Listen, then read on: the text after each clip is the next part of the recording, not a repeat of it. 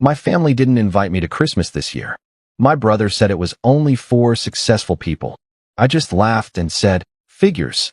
That night, I stopped paying his kids' tuition and his wife's car lease. Now he's calling nonstop, losing his mind. And 3 weeks before Christmas, I got a text in the family group chat that said, final head count for Christmas Eve dinner. Please confirm by Sunday. It was from my mom. I didn't think twice about it. I'd never missed a Christmas. I was always the one who showed up early to help prep the food. Brought extra wine just in case.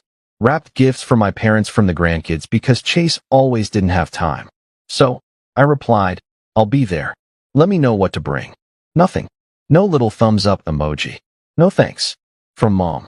Not even a passive-aggressive comment from Chase's wife. Just silence. I figured it was just one of those group chat things. Someone would reply later. I forgot about it for a couple days until I called my mom on Thursday to confirm the time. He paused for a second too long. Then she said slowly, like she was choosing her words from a hat. Actually, this year might be a little different. I asked what that meant. She said, your brother thinks this Christmas should be for people who are on a certain path, like successful people. And we kind of agree. First, I laughed. I actually thought it was a joke. I asked if Chase was high, but she kept going. Said that I'd been distant lately, hard to reach, and that maybe this year I could just take some time to reflect. Reflect on what? Paying for their son's entire lifestyle, or keeping the lights on in a house that wasn't mine, just so their golden boy didn't have to worry about bills. Then Chase called me that same night. Didn't bother pretending like it wasn't his idea. He said, look, you've always been like career-focused. That's fine, but this year we want the energy to feel more polished, high level. We're doing the whole thing upscale catered campaign. No offense, but you show up in jeans and talk about your software job, and nobody even knows what you do. I was quiet for a few seconds. Then I laughed once, just one sharp, honest laugh. Told him, makes sense. Then hung up. I didn't cry. I didn't even get angry. I just opened my laptop and got to work. First, I logged into the tuition portal. I'd been paying both of Chase's kids' private school tuition since his wife took time off to find herself 2 years ago. I deleted my card info. Next, I logged into the lease account for his wife's SUV. Removed my card from that, too. Then the grocery delivery service gone. And finally, the emergency fund I'd set up in a shared savings account under Chase's name. The one he didn't even remember was under my name, too. I transferred every cent, nearly $8,000, back to my account. By the next morning, the call started. First, it was Chase. He started calm. Hey, something weird's going on with the school payment. Then, another call. Is there a glitch with the car lease? They're saying it's overdue. Then text from his wife. His tone shifted quickly from confused to annoyed to desperate. I didn't respond. Then my mom called 3 times in a row, left a voicemail saying she didn't want to get involved, but asked if I could be the bigger person and not let a little holiday drama affect the kids. That part got me. I'd been the only one thinking about the kids for years. Chase has been living on a fantasy-level income for half a decade, and I was the one keeping the walls from falling in. No, now I was an embarrassment, a problem to exclude because I wasn't married, didn't show off, and didn't need their approval. Let them host their fancy Christmas. Let them drink champagne in their rental tuxedos while I watched the walls start to close in on the house of cards I'd been silently holding up for years. That was just the first week. They had no idea what was coming next. On Christmas Eve, I didn't cry. I didn't drink myself into a stupor or dramatically watch the snowfall alone like I was in some Hallmark movie. I lit a cinnamon candle, ordered sushi, and watched reruns of Shark Tank. When I opened Instagram later, I knew exactly what I'd find. There they were, all dressed up, pretending to be royalty. Long banquet table, silver-rimmed glasses, white roses down the center. The caption read, "Grateful to celebrate with the most accomplished people I know." Chase's wife was posing next to my mother like they were some kind of deputants. There was no photo of the kids, just perfectly plated catered dishes and a live band in the background. They really went all in. Chase must have borrowed money from somewhere to pull that off. Or maybe he just assumed the bills could wait. I watched the stories twice, not because it hurt, but because it was hilarious. These people were taking a victory lap on a track I'd paid to build. The best part, Chase's wife posted a reel. It was her panning across the room, fake laughing at something my dad said, and then turning the camera on herself with a glass of champagne. The option, Surround yourself with people who reflect your level. Reflect your level. I screenshotted that one. I wondered how their level was going to handle January because by then the tuition bills would hit, the car lease would default, the emergency fund would be empty, and the insurance on their precious little Lexus would lapse. I'd given them everything quietly without conditions, and now they wanted to toast to success while cutting out the person who had actually built the safety net they'd been walking on. Let them. I spent Christmas Day cleaning my apartment. Felt good. I deleted the rest of the photos from the night before, vacuumed, watered my plants, and finally opened the gift I'd bought myself weeks earlier. A vintage leather briefcase I'd been eyeing for months. No one to pretend to be grateful for it, just mine. 3 days later, I got the first call from the school. Not Chase, the school secretary. She said the January tuition hadn't gone through and asked if I had a new payment method. I told her I wasn't handling that anymore and gave her Chase's number. He sounded caught off guard. By December 29th, Chase finally called. He started like nothing was wrong. Hey, weird thing. The school said the card on file didn't work. Just wanted to check in. I didn't answer. 2 hours later, another message. Monica, did something happen with the lease? The dealership says the payment bounced. Still nothing from me. Then the messages started coming from his wife. First passive-aggressive, then openly angry, then pleading. I stayed silent that I waited for New Year's Day. That's when Mom called. She opened with, "We didn't mean to hurt your feelings," then quickly moved to how things were getting tight for Chase. How? It's not the kid's fault. She said, "Maybe you could help just this one last time." I said, "You're right. It's not the kid's fault. It's yours." Then I hung up. The next morning, an envelope showed up. A real printed invitation, hand-delivered, for a family meeting at my parents' house on January 2nd, like they were hosting a corporate merger. I went, not because I owed them anything, but because I wanted to look them in the eye while they squirmed. When I walked in, I didn't sit. Chase was slouched on the couch, unshaven. His wife wasn't there. My mom had that careful, "I'm about to lecture you, but sound nice" face. My dad went straight into the rehearsed family speech. They tried to turn it on me, said I was being cold, spiteful, unkind. My mom said I'd always been the mature one and asked why I couldn't be that now. Then Chase spoke. Quiet, but it cut through all of them. He said, "I messed up. I used her. We used her." The room went still. My mother started to say something, then closed her mouth. My dad shifted like Chase had said something indecent. I stayed silent. I wanted to see if he could sit in the truth without anyone saving him, but he kept going. Said he never meant for it to go that far, but that made it worse. That I made it too easy. That he'd convinced himself it was temporary, that I was fine, that helping him didn't really cost me anything. Then he said something I didn't expect.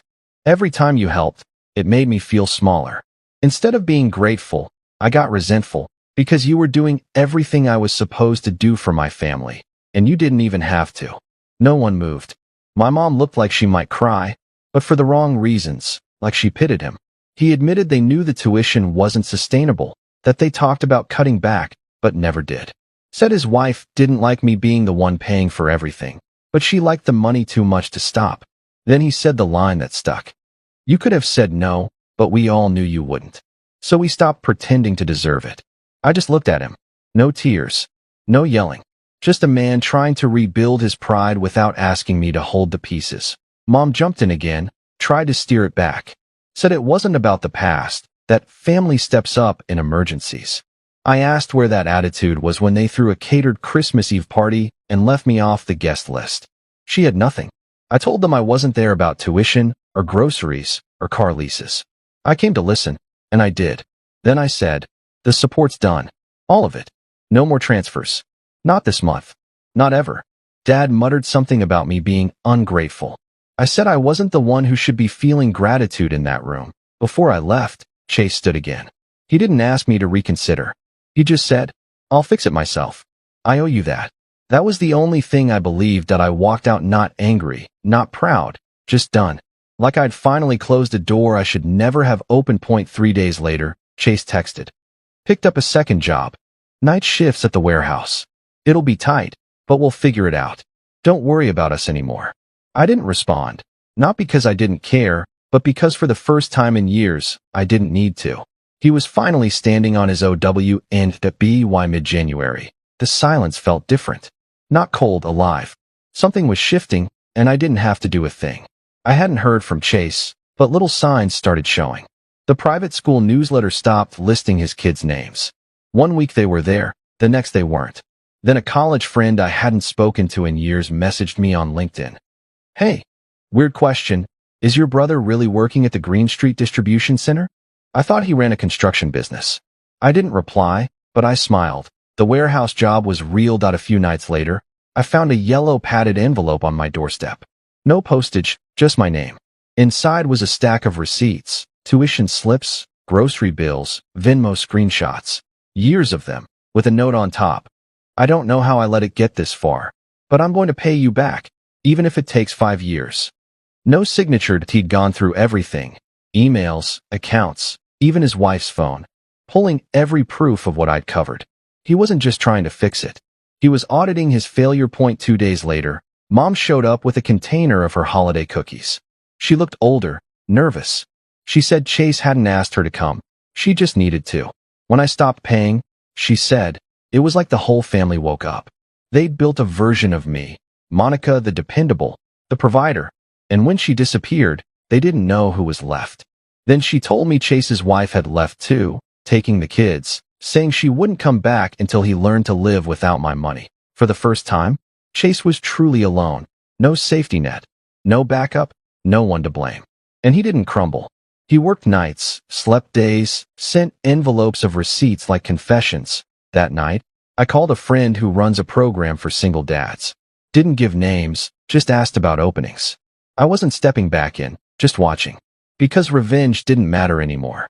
Redemption did. By late January, the silence felt peaceful.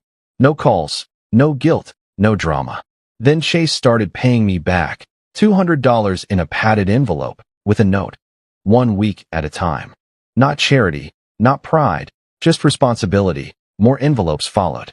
Warehouse jobs permanent now. Taking extra shifts. I didn't respond.